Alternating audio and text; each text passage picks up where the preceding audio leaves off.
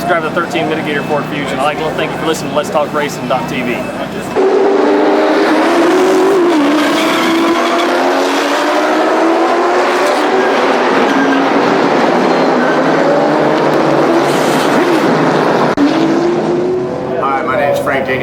Driver of the number 5 Kiker Motorsports Camry. Welcome to Let's Talk Racing TV.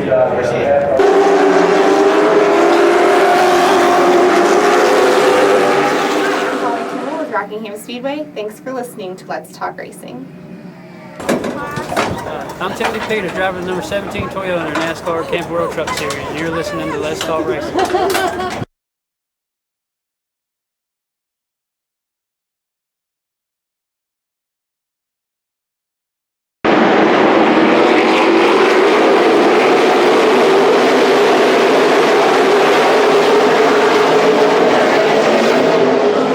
Hey guys, I'm Daytona 500 winner Trevor Bain, and thank you for watching Let's Talk Racing.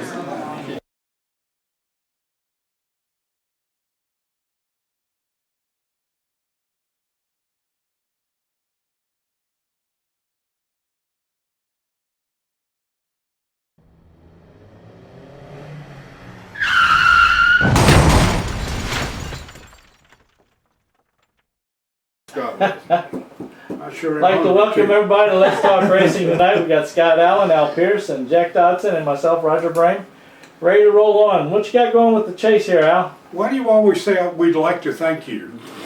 Or we'd like to welcome you? Just say teach him something, Al. welcome. It's a habit. It's a bad habit.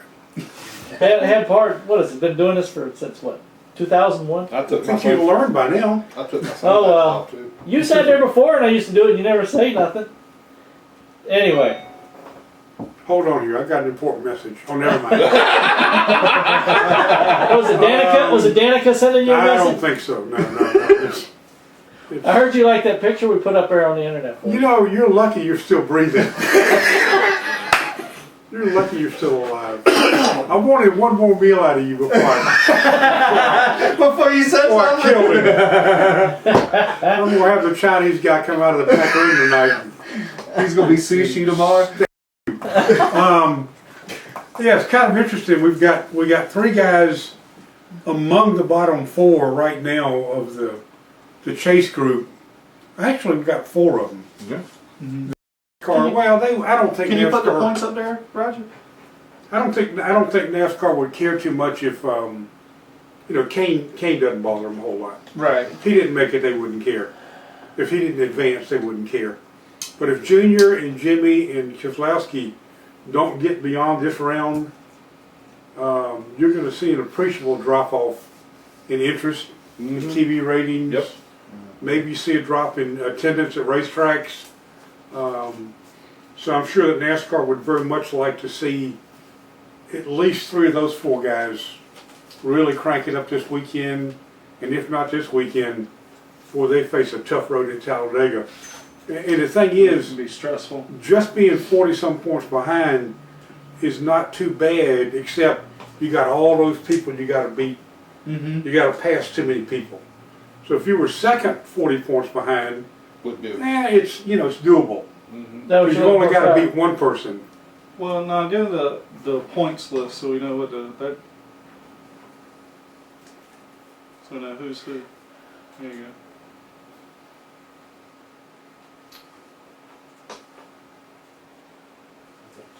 My feeling that Yeah, the bottom 4, or not the absolute bottom 4, but 44, 42, 39, and 25 points. Of that group, well, I tell you, to me it looks bad for Jimmy and Dale and Keselowski. Yeah. I mean, Kane doesn't have a cushion of any sort, but he's not as dramatically in trouble as the other 3 are. No, but he's going to have a hard time outrunning about any of them to gain any points to get out. Well, he runs really good at Charlotte. That's his saving grace for Kane. and Jimmy, because Jimmy done sport Yeah, as well. but no matter how good Jimmy runs at Charlotte. Well, if he wins, he's in. Well, yeah, obviously, and same with Junior. But it's going to be difficult for those guys, the bottom 3 particularly, be difficult for them To advance. to climb out. I don't believe you certainly can't do it in one weekend. They might could climb part way out this weekend and maybe get over the edge at Talladega. But as everybody has been saying since day one, Talladega's a crapshoot. Oh yeah. Anybody, I mean, when David Reagan wins a race, you know, and when Keselowski won his first race at Talladega, it wasn't with a good team. So Talladega is one of those any kind of guy wins. And remember, there's still 30 some other drivers out there trying to win, and we keep talking like it's a 12-man field. You got everybody else out there, Right. and they're trying to win. So it doesn't have to be a chase driver who wins Talladega or Charlotte. Anybody can win, and the chase guys are in that much more trouble because they don't have that automatic transfer deal. So, You expecting Kyle Larson to get a win here before the end of the year? yeah, you know what? He He's ran awfully well last weekend. He ran awfully well at Dover. And he has really been. He's been impressive the last few weeks. He's Yeah. He's been in the top he stepped three. his game up a lot the last Yeah. few weeks. But you know, so is Jamie McMurray. It seems like both cars have been fast, not just him. That team is much better than it was, and you know, you just got to wonder. You got to think ahead 2 or 3 or 4 years. You don't know how many years Larson's got on his contract with Ganassi. You know that Casey Kane is expendable at Hendrick. Within a year or two, your guy may be retirement bound, meaning Gordon. You know, I can see Chase Elliott and Kyle Larson moving over into those two spots. Very And easily. you'll have Junior and Jimmy and Chase and Kyle Larson. Junior will retire probably in 4 or 5 years. Jimmy might retire earlier than that. So if I were Ganassi and I didn't have him locked in forever, I'd be trying to make that happen. But now, if Kyle Larson's smart, he'd probably say to Ganassi, you know what, I think I'll just keep what I got, you know, this year, next year, and whatever. See what my And we'll talk about it later on. Because right now Larson's in the strength position. Yeah, oh yeah. And I don't know that he would want to sign a long-term deal. By that I mean 6 or 8 or 9 years with Ganassi, when he knows that Hendrick will soon have openings. So I don't know. Well, speaking of Hendrick is in a very tough situation right now. With you got Jeff Gordon in 8th, and all the other 3 cars are all from 9th back. Yeah. Right now they're out. And there's a possibility that if something goes bad, you liable to see none of the Hendrick cars. You know, it could very possibly happen. Yeah, yeah. And the sad thing about that is, half the fans would love that, the other half would not. Yeah. Because across the board, and I don't know why it is, except that they're so good, that people dislike great teams. They boo Jimmy. They used to boo Jeff, but I think they don't. I think they like Jeff now because he's older, and they can see he's sort of getting toward the end, like they were with Rusty and Darrell. Yep. Right, exactly. But you think that's just part of people dominating the series and they're tired of seeing the same old people win? Like Jimmy, you know, I can't, you know, a few years ago, he's like, I won't see anybody win but him because they're just tired of seeing him win and win the championship. But does that hold in other sports though? Did people did they come to hate Tiger Woods because he won so much? No, I would say it probably doesn't relate to other. I mean, do they hate, for now, New England has only won 1 Super Bowl in the last 7 or 8 years, but if a team won 2 or 3 Super Bowls in a row, would they be intentionally unpopular? No. I mean, people just hate Jimmy, and for no reason except that he won 5 in a row in 6 out of 8. Mm-hmm. And he did it in a classy manner. They may not like Chad because he bends them a little bit, but everybody does. Right. Everybody does. And I think some too is Jimmy's a little vanilla. He comes across vanilla, but personally he is a pretty funny guy. Yeah. And that doesn't come. I think it's come across the last few years more. He doesn't seem to be the one that gets rung up about a lot of things. He just, you know, he kind of keeps it to himself, and Yeah, he's very corporate. and a lot of people don't see that as being a situation they like, because they'd like to see him be a little more. Well, you don't get much of a personality out of him. To me, I mean, that's my opinion. And I think Jeff's new thing this year is his enthusiasm. Right. Everybody's It's fun falling to in love watch. with. Yeah, everybody's falling in love. And you were there with me the other day, how he was in Victory Lane. But it was, I mean, you know, the enthusiasm is a whole lot different than what it used to be. And Well, when you're winning 10 races a year, you know, you think, well, I mean, I got a 1 out of 3 chance, because it's like, I think his chances at one time were every 3 races he had won a race.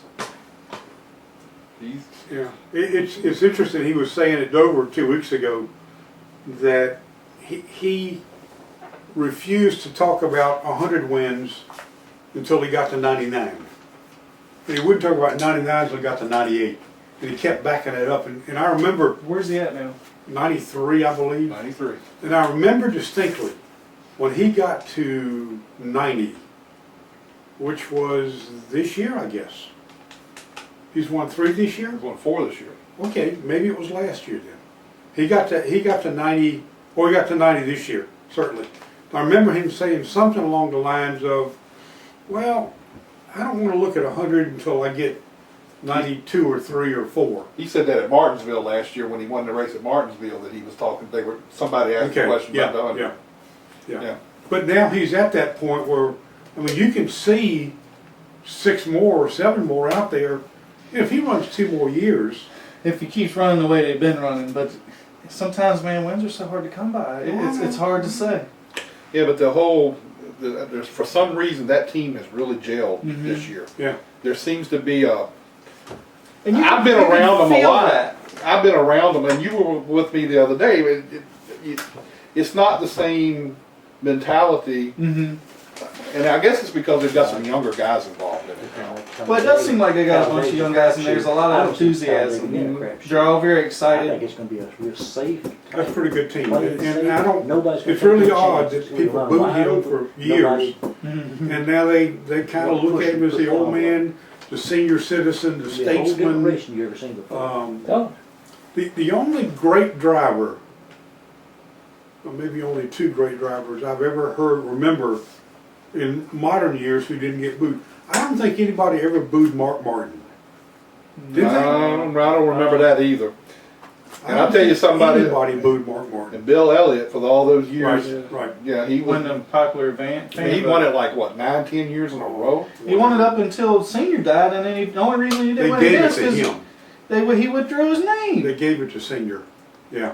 And I think he withdrew his name, but yeah.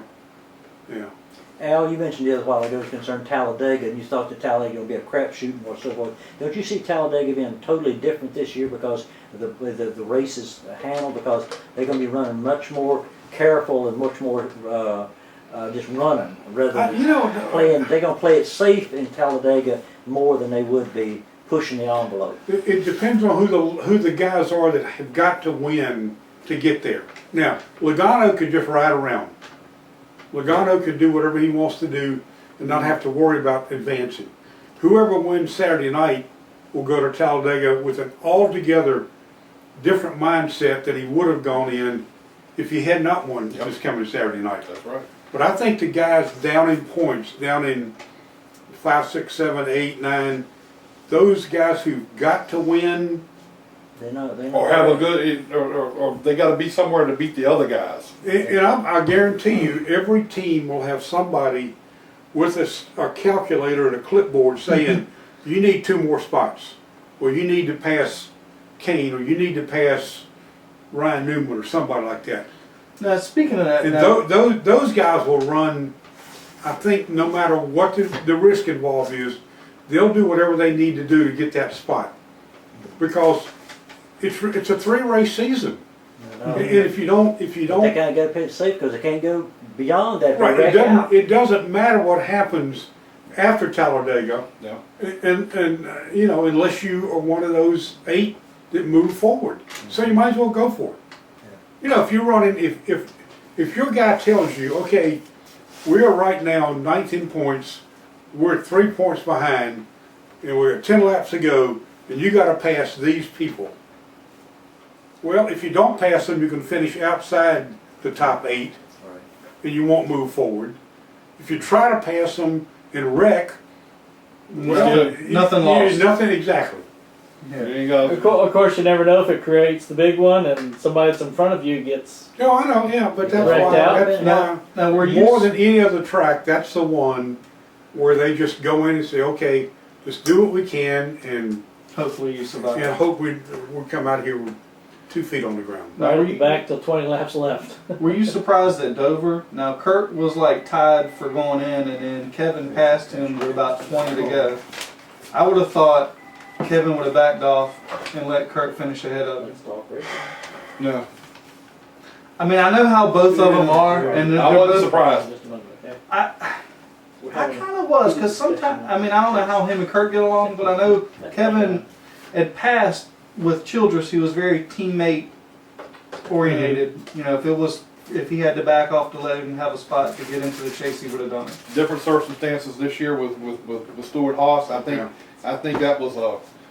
I mean, they turned out to be a That's right call. really 2 teams. Yeah. That's 2 organizations. That's Stewart and there's Haas. Yeah. The hyphenated part might as well be a dagger of some sort. I don't know that those 2 entities get along at all. They get along, but I don't know that they're as close as we think they are. So Harvick and Stuart Haas's #1 shot, and I think that was it. I mean, yeah. he was going to do whatever he had to do, no matter what it cost the others. Yeah, even though he was already points wise, he was already good enough to make it, no matter what. So, anyway, I think we got somebody online. Kaz Grala. who we got? Kaz Grala. Welcome to Let's Talk Racing, Kaz Grala. How you doing, man? Good. How are you? All right, I'm good. This is Jack Dodson and Scott Allen and Roger Brehm and the legend Al Pearce here. How about those New England Patriots? Well, actually, I just had to come out of driver's ed just now to talk to you guys. Yeah, but you're a Patriots fan, aren't you? Being from up north? No. I mean, I am, but I don't really follow football. Oh, man. They kicked ass Sunday night. Anyway. I heard. Yeah, they did good. Tom Brady's not over the hill after all. But he needed to do something. But tell us about your weekend at Martinsville. You had a very good weekend from what it looked like. Yeah, it was an unbelievable weekend. Look, I went into it a little unsure of what was going to happen. We were bringing back a different car and a different motor than what we tested. And I guess we just had our fingers crossed going into it, hoping it was going to be good. Practice was good, but it wasn't quite what we were hoping for. So we actually made some big swings before, and that definitely paid off. Because we qualified 5th, and that started us on the pole for the 3rd heat race. And you won the 3rd heat race, right? I did. I led all 25 laps of it, and we had only 1 caution. So I battled door to door with Darn for a couple laps, and then I think everyone strung out, and the top couple drivers were just trying to be careful and save their tires, not get into any wrecks, because we knew we were going to transfer, and we knew we were going to have good starting positions. It definitely got pretty dicey further back towards the transfer spot. Was this your first time at Martinsville with this big at this big race, or? It was. This was my first time there. I'd never seen the track before the test day. Never even been there to watch a race. I've always wanted to go to watch a Cup race, but I've never made it there. So it was pretty cool to see the track and then be able to get on it. Really cool to do well in such a big event against such great drivers. Yeah, I mean I mean back in the day we called that it was like our Daytona 500 for late models to do. And what team were you running with, and who helped you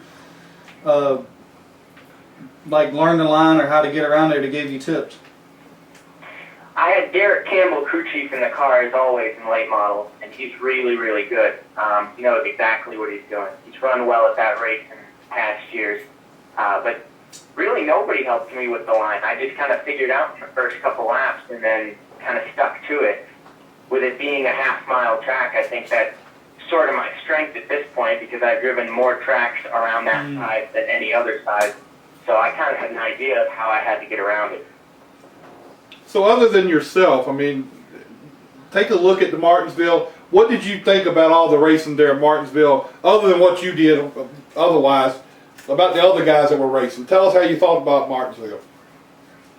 I was very, very pleased. I heard all these horror stories going into it of horrible wrecks, and it's just a caution, crazy race.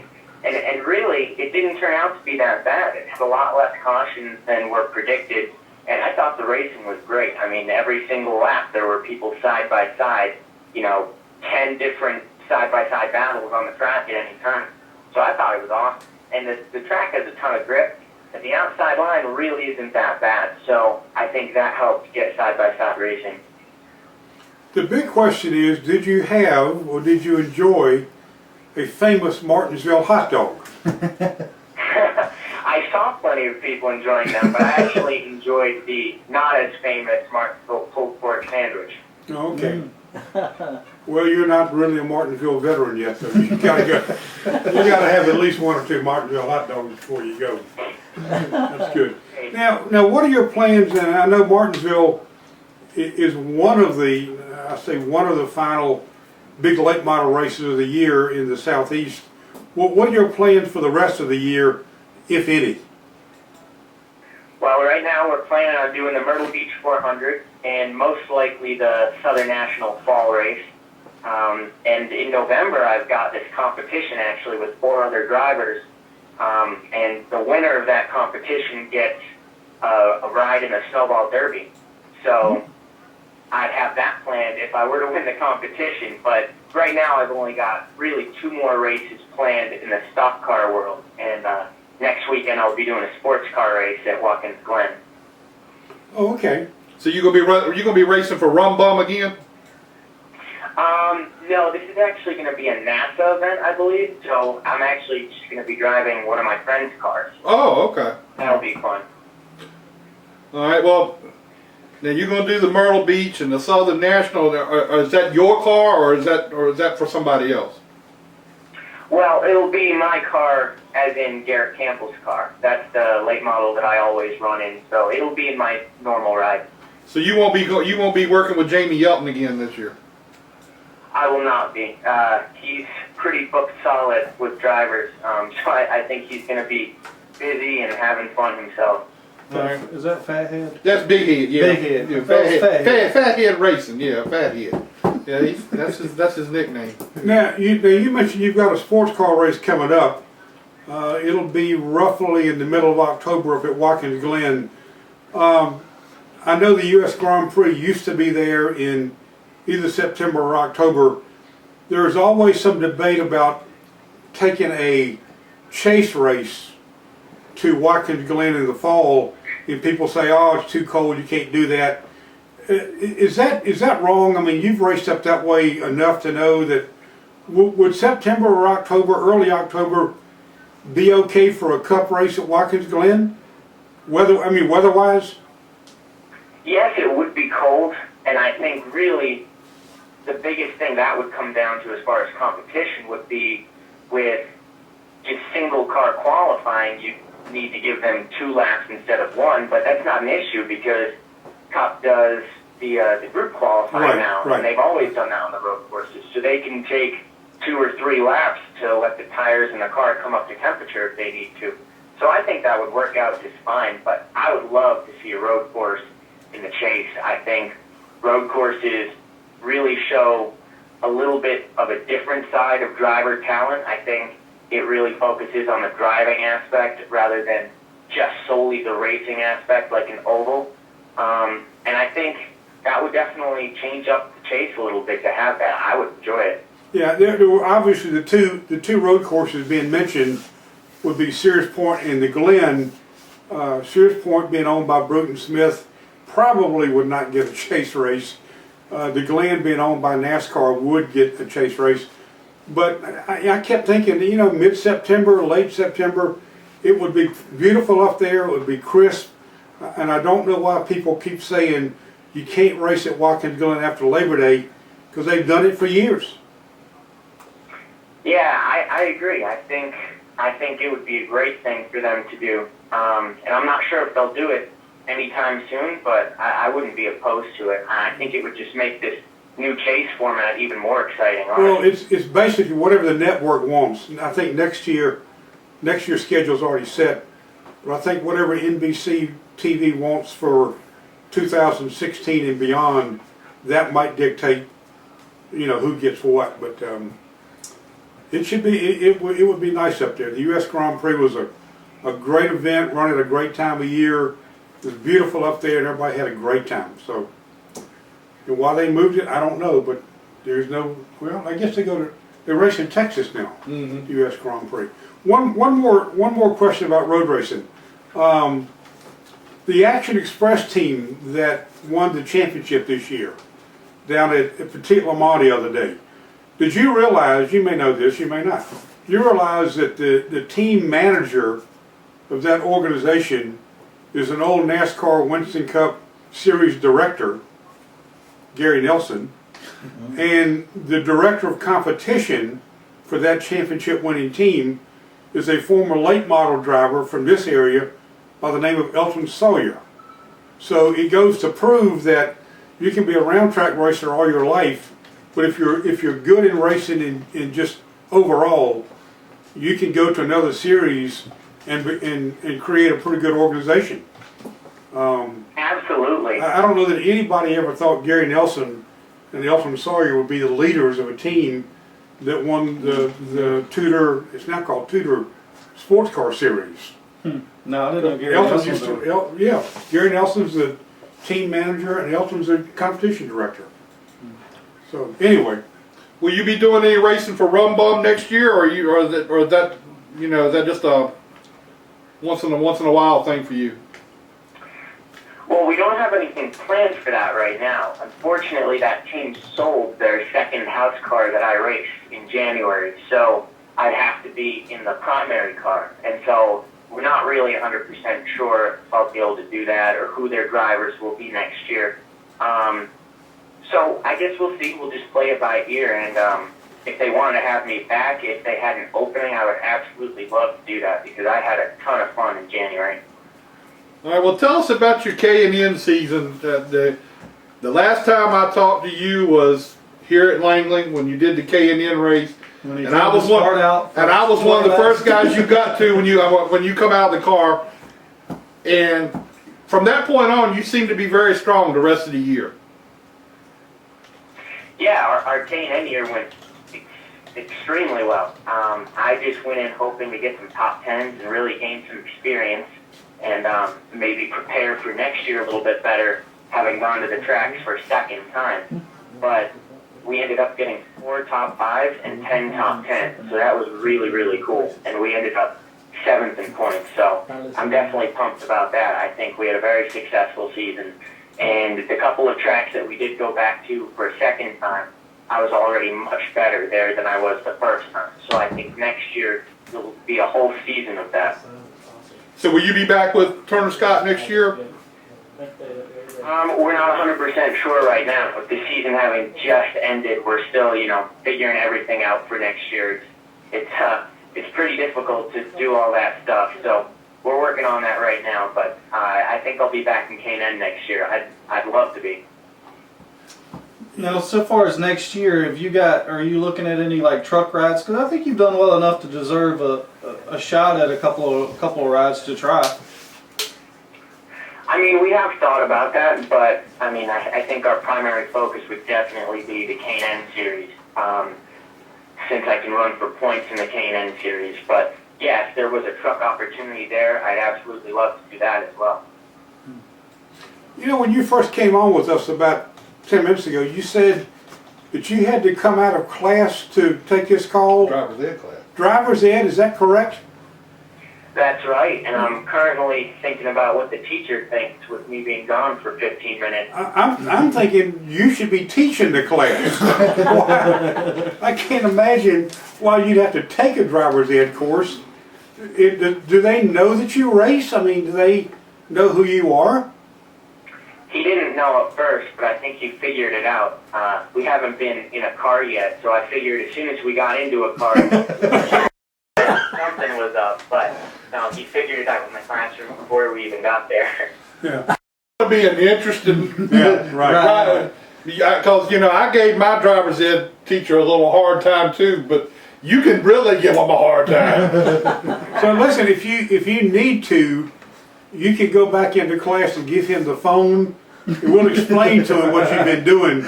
You've been talking. That actually might be funny. You've been talking to millions of race fans around the world, or not millions. Well, who knows? Maybe we don't know how many. We don't know.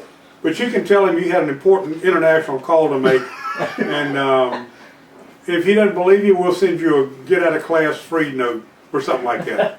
A hall pass. They give you a hall pass. There you go. There you go. All right, we're back done with him, boys? All right, Kaz, we appreciate it, man, and I hope I get to see you down at Myrtle Beach and Southern National. Thank you very much. Yeah, now, one quick question before you leave. You're not a Patriot. You're a Patriots fan, but you don't follow them. Are you a Red Sox fan? Same deal there. I'm a Celtics? New England teams, but I don't really follow any closely. All right. I don't blame you. I don't blame you. The Red Sox wasn't that good. Well, they won the World Series last year. Yeah, they ain't winning it this year, though. Well, I know that. Okay. All right, dude. And I'll try to run up with you down at Myrtle Beach and Southern National. All right, sounds good. All right, man. We appreciate it. We'll talk to you later. Thanks so much. Thank you very much. Bye. Yeah, he should have walked into class and said, "Here, talk to these guys." That would have been pretty funny. They'll tell you who I am. I can just see him now getting in a driver's ed car with his driver's ed instructor. Start out doing some donuts. Get in with his racing suit, He should show up with helmet. his racing suit and helmet on. Yeah. Absolutely. The instructor be, oh shit, what am I in trouble for now? That's scare the man to death. Just sign him off and let him have his license. Yeah, we ain't gonna go through this. All Hey, right, let me let's, show you talk, some of my videos while I've been racing, okay? let's talk about Sam Hornish for a minute. Sam Hornish signed today with Petty. No surprise? No, not really. But I was kind of thinking there's still, I think there's a sponsorship situation there with them. I was thinking, but I understand that did not, Richard Petty and the Petty organization really wasn't Yeah, but in the same frame the same frame of mind that was taken to them. I don't think they're just hunting for sponsorship or somebody with sponsorship. I think they're just kind of wanting somebody to fit, and then they can sell the rest. Because do they have sponsorship or partial sponsorship? It's all that gone. But if you're Richard Petty, you walk into a board meeting, you got Sam Hornish with you, former Indy 500 champion, former IndyCar Series champion. You got a little clout. Well, You're a little bit better off if you walk in with David Reagan. Yeah, that's true. And I like David Reagan a lot. He's been very, very nice to me through the years, and I really pull for him. But if you're a corporate CEO, you're about to stroke a check, Sam Hornish, I think, and Richard Petty might be a little bit better. The only thing that would have been better is he took out there with him. Well, I could help him. You cannot denying it. Well, I'd help Richard. He's pushing. I don't know that. I don't think he's gonna do a tremendous. He may have a good shot at road races, road courses, but he's a good driver. But I just don't know if the Petty organization. Well, I don't know. Those guys have stepped up. Yeah, but with Penske now involved, a lot of things is going on with the Ford. You may see some different stuff next year. I mean, There's the Wood Brothers everybody. Roush, Or do you think that information is going to be shared over with Roush? Because Roush is not running up front. How do you know the Ford don't say, "Wait, we got to do something"? Well, they can say, but Speaking of Roush, let me tell you a story. y'all may have heard this. Everybody may have heard this. 12 or 13 years ago, I remember distinctly being on the NASCAR media tour, and Mark Martin was the guest that hour, and he was talking about he figured he'd race for another 9 or 10 years. This is like 15 years ago. He'd race another 9 or 10 years, and he hoped that by then his son Matt would be of an age and of an interest and of an ability to maybe follow in his father's footsteps. But Mark said, but let me tell you about a kid up in New England that races against my son and wears him out. And that kid's going to be a superstar. And remember this name. He said, Joey Logano. And all the writers wrote down, okay, big deal, Joey Logano, Connecticut. We'll see how smart Mark is. And Mark said, I'm talking to Jack already. I'm already talking to Jack about, here's a kid we got to keep our eye on. We got to contact him. And I see him every weekend when Matt races. And Mark told this great story about how it would be perfectly acceptable for this kid to move in when Mark moved out. And later on, after Mark left Roush and drove for some other teams, he told us one day, he said, and Logano had gone another direction. Mark said, I kept telling Jack, we need this kid, and Jack just wasn't impressed at all. And I wonder right now, if Jack would like to have Logano instead of Ricky Stenhouse. Think about it. I would have. Now I know that picked a few people though, ain't he the one that brung Kenseth in to Roush? Did really give him his opportunity? I mean, I know he ran for. I thought Mark was real high on him and brung him. That's over. right. Benny Parsons suggested Greg Biffle. Right. Mark may have seen Kenseth at an ASA race back in the day up north somewhere. You may be right. But anyway. Got a new one. Who's this, Lee? Yeah.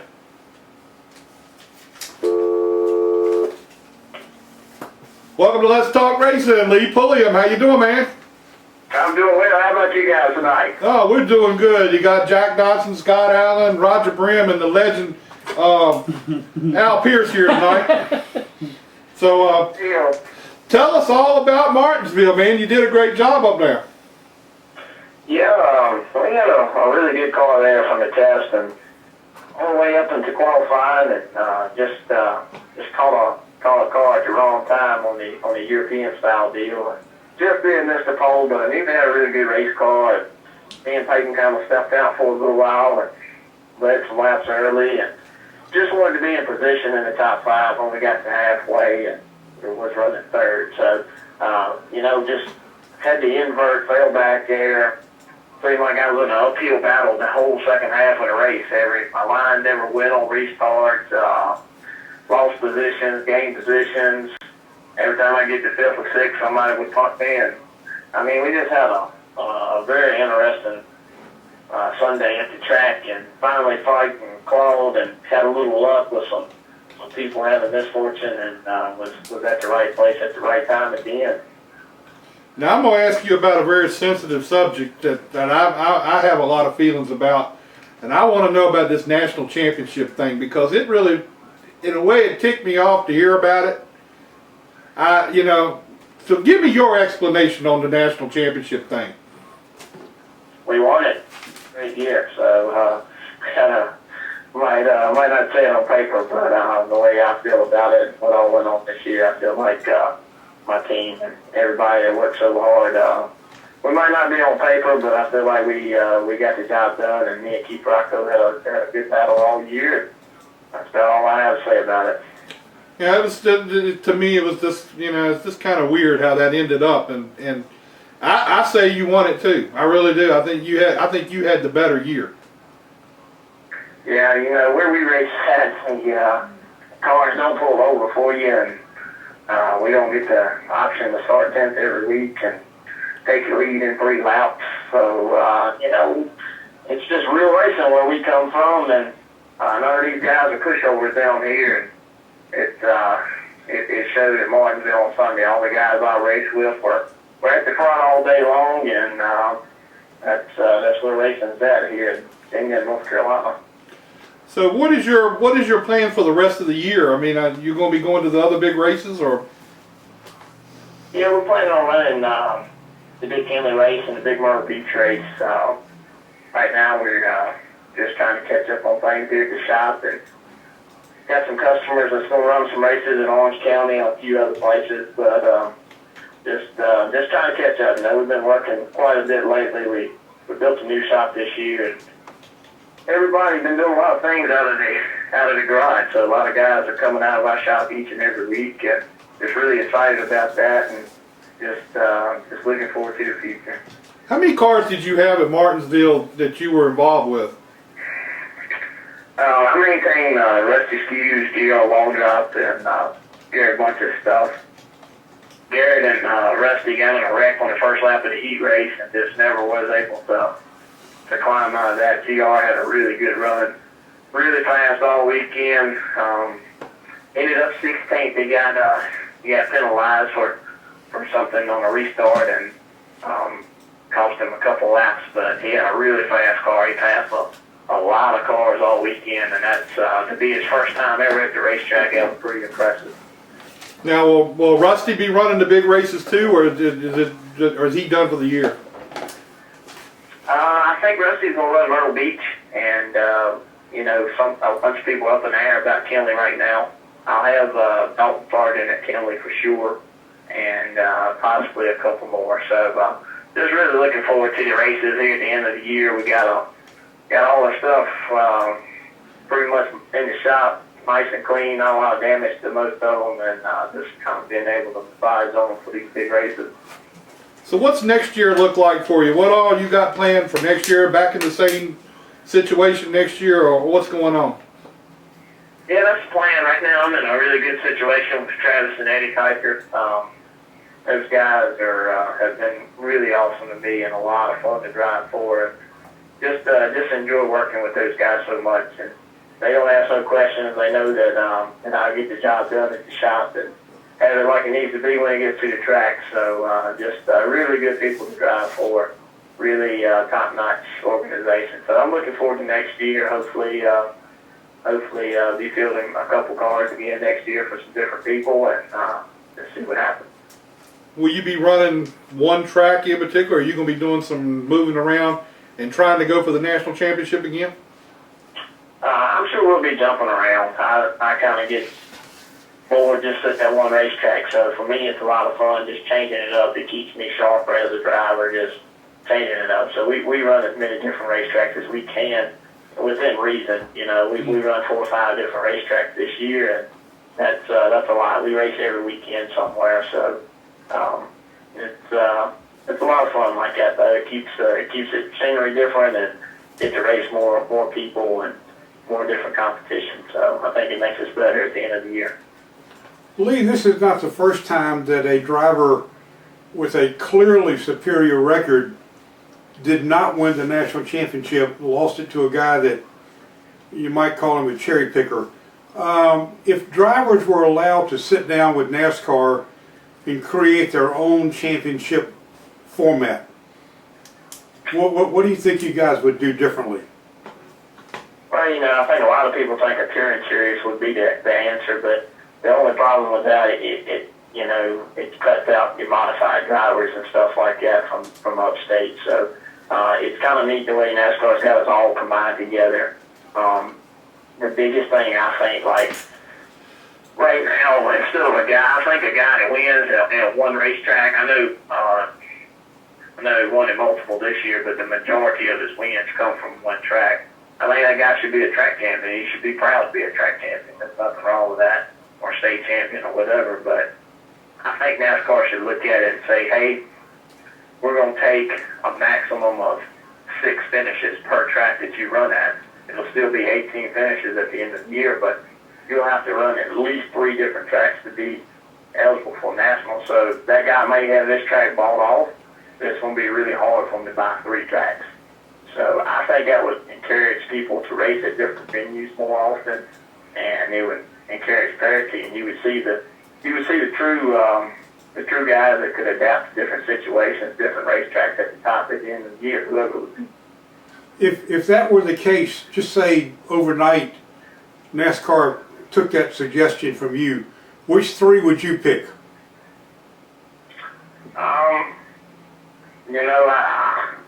I had a lot of luck at Motor Mile, South Boston, Southern National, all of them, Caraway, so it would be definitely, between those 4 tracks, we jump around quite a bit, and that's kind of all those tracks are within 3 hours of us, so that would be the 4 that we'd be jumping between.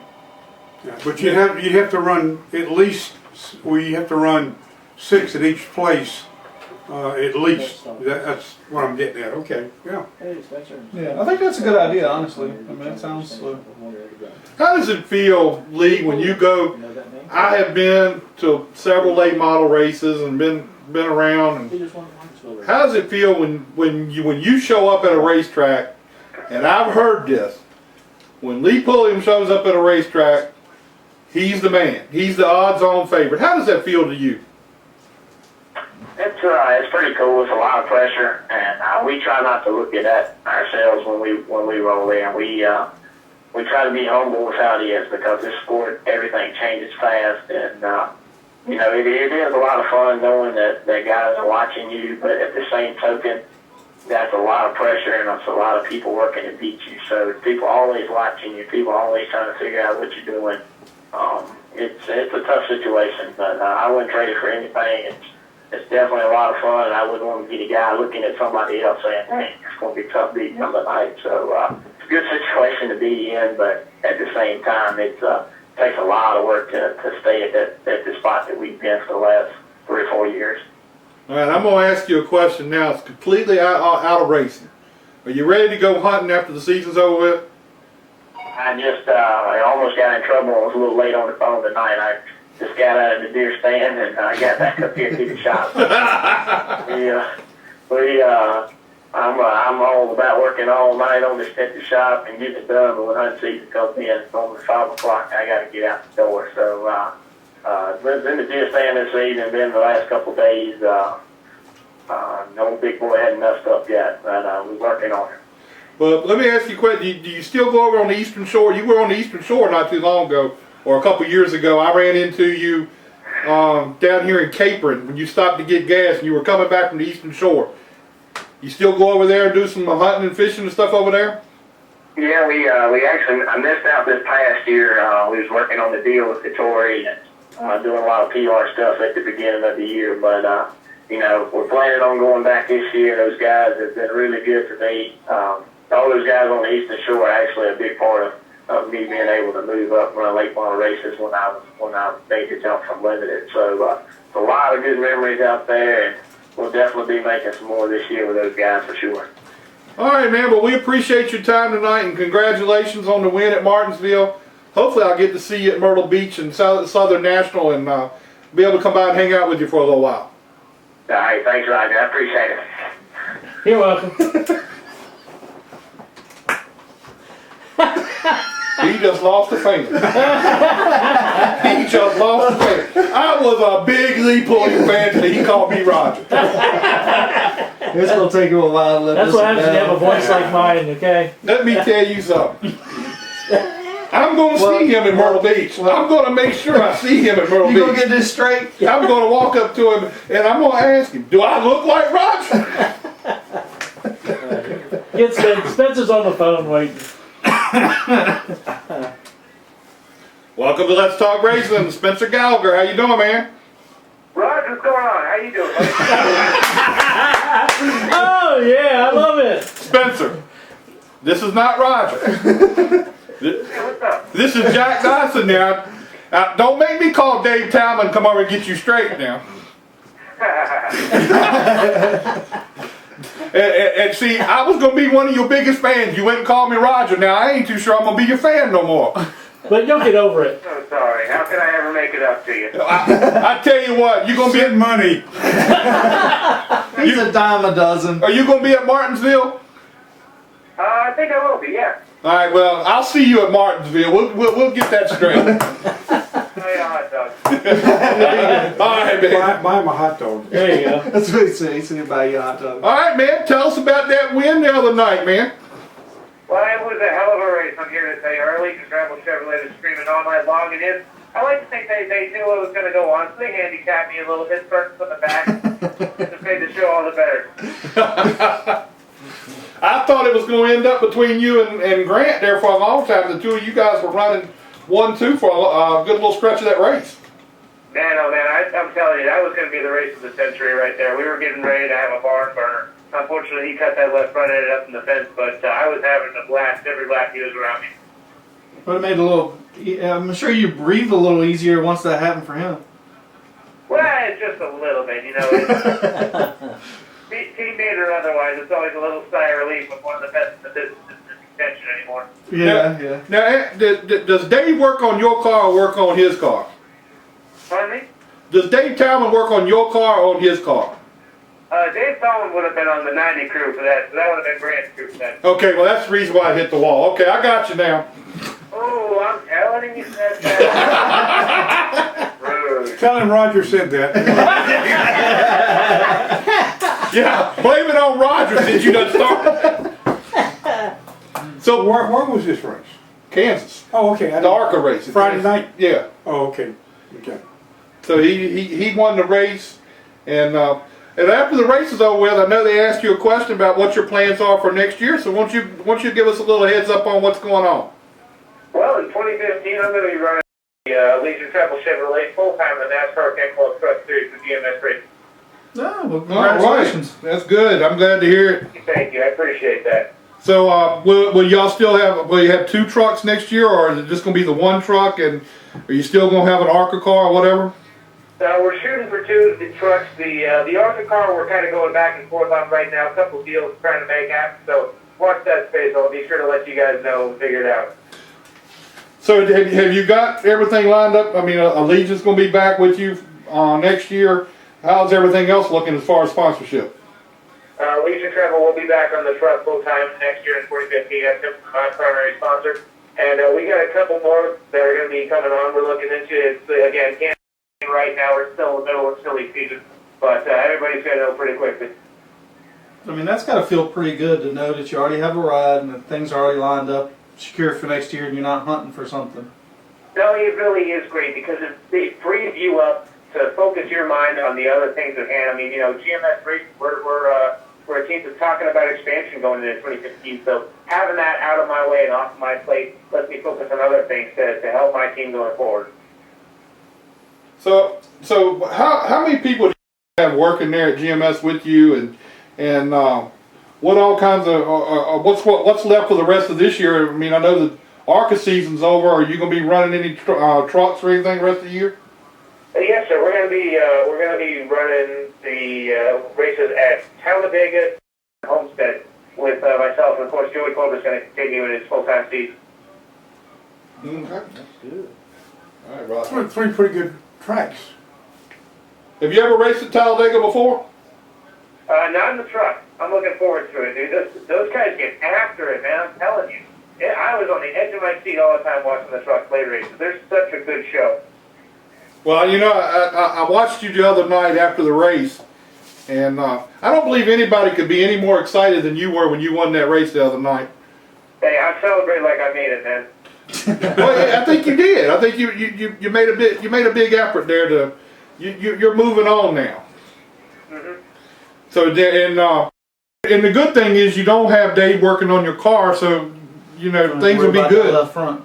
Huh? We won't have to worry about that left front. What does Dave Talman do for y'all? Is he don't tell me he's a suspension man. No, he does surface plate and setup as well as being on track and up in road. Oh, okay, all right, that's cool. All right, well, he can't screw up too much, I don't guess. Well, I mean, you can jack the car up wrong on the pit stop. Man, look, Dave Talman's funky. He can jack the car up. Man, there's just no love in the heart. Look, I've known Dave Talman for a long time. When you see him, just tell him Roger said hi.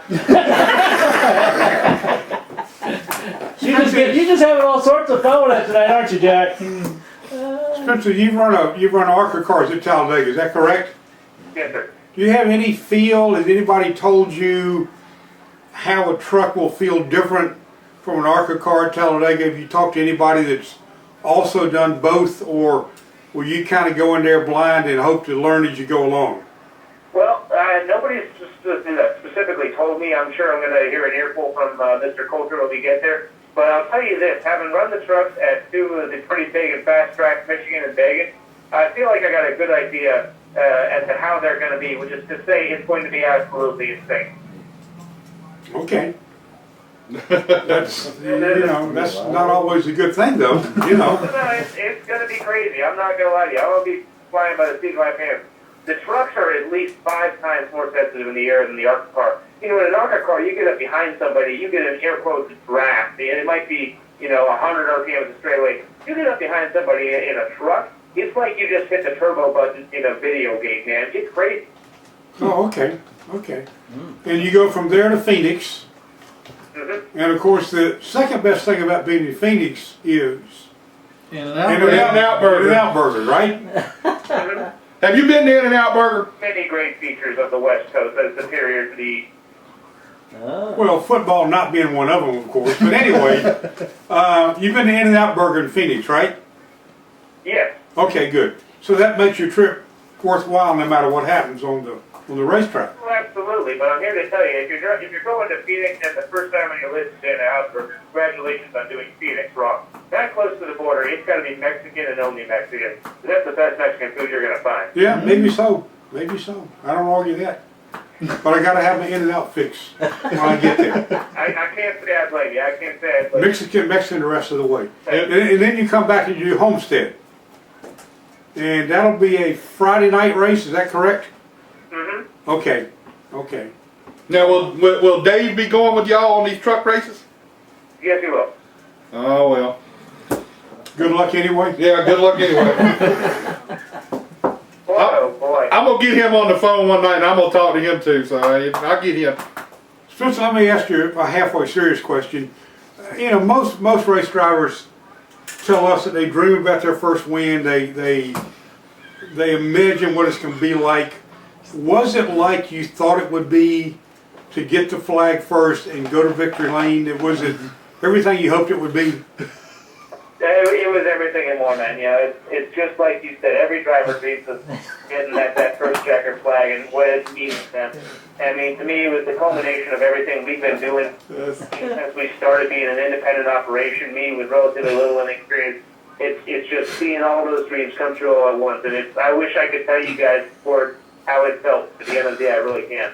Was the last lap as long and agonizing as people always say it is? It thought it would never get back around, or did it feel like it would never end?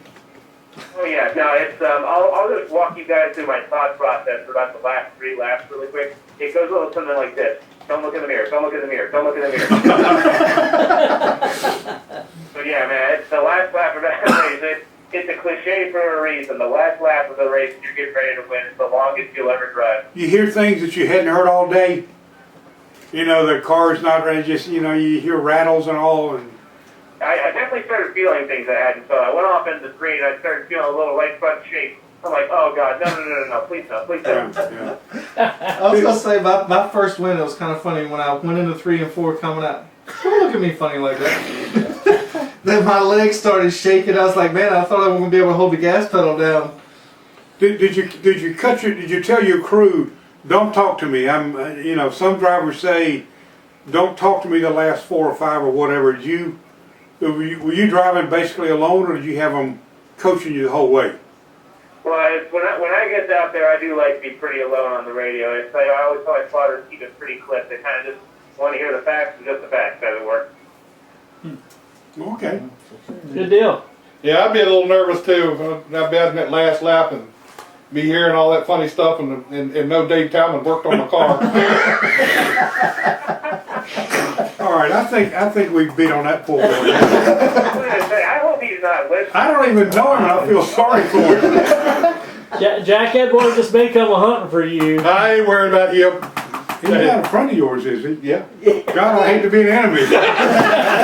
God. He's a good guy, but I have to give him a hard time. Right, and never boo a bum. Okay, except in this case, we'll make an exception. Spencer, well, we appreciate your time tonight. I'll see you at Martinsville, and my name is not Roger. See you there, not Roger. All right, dude. I love it. You're going to be 2 hot dogs when I get to Martinsville. That boy's pretty clever. All right, man. I'll talk to you later. Appreciate your time tonight, man. Congratulations on the ride next year. I'll talk to you. All right, man.